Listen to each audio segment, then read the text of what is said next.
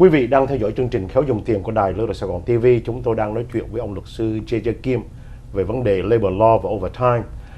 Trước khi chấm dứt chương trình, ông Kim có nói về những người non-exempt employees thì thường có 4 cái loại người khác nhau. Cái thứ nhất là những người những người cái test của người ta là cái 50% test. Thí dụ ông Kim có đưa một ví dụ rất là cái case mà ông có take care là có một người chief cook làm trong một quán ăn, xong rồi cái người chủ treat ông đó như là exempt employees để phải trả tiền overtime, tiền này tiền nọ benefits, nhưng mà rất là tòa thì bị thua tại vì cái ông cook này đó, ông spend a lot of time cooking. Nhưng mà ông manage mười mấy người. Ví dụ ông manage mười mấy người hơn 50% á thì ông là manager exempt. Nhưng mà ông spend ít hơn là 50% managing mà lại nhiều thời giờ để mà cooking thì ông không được exempt. Cái đó là cái mà điểm mà quý vị phải để ý. Ông Kim có nói là theo ông biết thì là rất là nhiều những cái business của Việt Nam ở trên Lưỡi Đài Sài Gòn, nếu mà có chuyện xảy ra thì rất là nhiều vấn đề trách nhiệm, tại vì nhiều người got it wrong, người ta không hiểu. Cái thành phần thứ hai là những người professional, thì cái này thì tùy industry mà cái quý vị phải theo dõi. Có industry cái case mà rất nổi tiếng, ông Kim có nói là cái hãng CPA firm Pricewaterhouse, nhân viên những người EA ta sue cái hãng đó tại vì người ta không phải là license CPA, ta sue thì cái low court là ta rule cho những người đó, nhưng mà lên đến cái appellate court đó, thì là cái hãng Pricewaterhouse để thắng. Cho nên mỗi industry nó khác nhau. Và sau đây ông Kim sẽ nói thêm cái thành phần the two remaining categories. Yeah, so as PwC cases, important thing is license is not an issue. The professional is not an issue. The real issue is the employee, what kind of job he does. That's most important. So, and the number 3 category is administrative exempt, which is for human resource manager. Even though they have nobody, only one, still okay. The reason is because that manager make decision independently. That's important, independently. So that is easily like a school supervisor. If nobody there, still is administrative exemption. That's pretty easy. And the number 4 is pretty difficult. Many people believe a salesperson is exempt. So it's pretty tough, it's tricky. So for instance, you own a small store, a clothing store. You have some people who sales, in charge of sales. You go out and sometime in the sales and come back. And salesperson, if salesperson to be exempt, he or she must be working outside more than 50%. So it's important. So for instance, salesperson coming in the morning, check in say hello to the boss, and he go out sales, all day long and come back. That's fine. The salesperson. And then, but if he has a business card, sales manager or sales director or vice president, doesn't matter. He only go a little bit and come back and paid by the commission.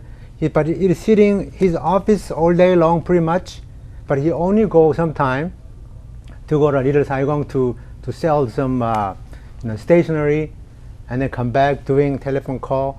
Then it is not a sales position anymore. Well, maybe the title is a sales, but it's not exempt. Why? The reason is because law protect the people, employees. What if he doesn't make any money? Based on the commission, doesn't make any money, and then end up he's working in here, but it's less than minimum wage. Minimum. Yeah, you see. Yeah, that's the concept. But it doesn't protect the employer.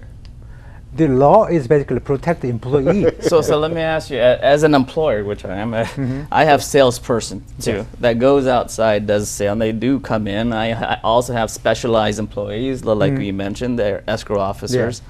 Seems like there's a big gray area. It's up to the law to define what position they are, right? How does that protect me? It's like they could come up any day, right? Maybe the day before or after they want to leave. And they say, you know what? I've been in the office for 51% of the time. I'm going to sue you because I've been in my office for 51% of the time, and I am now non-exempt, and you got to retroactive pay me all the way back to my inception. Up to 4 years. How do I protect me as an employer? Because And my employees could do that anytime, Yes. right? To do that, you have to nearly very carefully classify it, whether it is. So in other words, if you're in the gray area, why don't you just pay it by hour? Or at least you have a time card. Because the problem is, salesperson is this. He's working, for instance, coming in at 8 o'clock, he went out and come back 9. They stay all day long until 6 o'clock.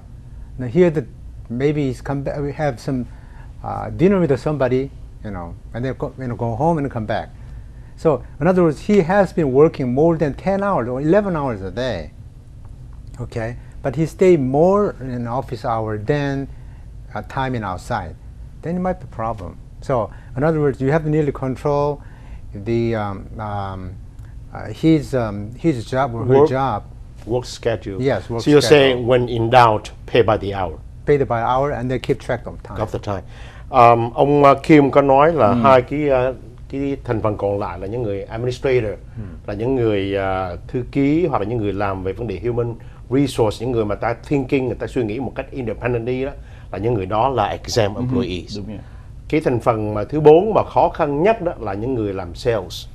Thì theo ông Kim đó, những người nào mà spend more time outside the office đó, thì thường người ta là exempt, của những người nào mà spend more time in the office, đi ra ngoài xong ta spend more than 5-6 tiếng đồng hồ trong văn phòng, even making sell call đại khái như vậy, thì những người đó là non-exempt employee. Và cái điểm mà quan trọng ông Kim có nói là nếu mà quý vị nghi ngờ mình không biết là phân biệt người ta là, nhất là những người làm sales, không biết phân biệt người ta là exempt hay là non-exempt đó, thì pay by the hour. Yeah, one important thing is this: even though he's the salesperson or whatever that is, salesperson's salary must be more than 1.5% of the minimum wage. So another IT professional, administrative, or manager must be paid by two times more than minimum wage. So then there's a requirement for that. Or two times. But most of my guys, commission only though. Yeah, the commission only problem is this. Commission only, for instance, there are so many, for instance, if you go to car dealers, they have guys sitting here, all day, and then if they have people coming, they made a deal, and then the commission half and half. Or somebody doing work, the dental technicians, they're making teeth. So I think many Vietnamese owners, I think that kind of employee, they paid by the piece they're making. The problem is this: whatever he does, the money he's collecting must be more than minimum wage. Otherwise, it's trouble. That's one thing. And the number two is this: even though you paid by the commissions, and then if it's non-exempt, for instance, he's working 10 hours, okay? He's paid by the commissions. And if it's non-exempt, then you have to pay other 2 hours overtime based on all the commission you collect. So that's the law. There's so many big lawsuits going on right now. Especially for commission people or piecework employees. Yeah, piecework employees. Is there an agreement that we can have the employee sign off before? Yes, Hey, you are an exempt employee because you do this. That is totally illegal. Yeah. That's Totally illegal. illegal. You cannot make any. He said agreement. it's for the law to decide, not for you, the employer, to decide. So no matter how strong your agreement, Yes, exactly. How strong you make it, all it doesn't matter. So it's pretty much the employer is going to get.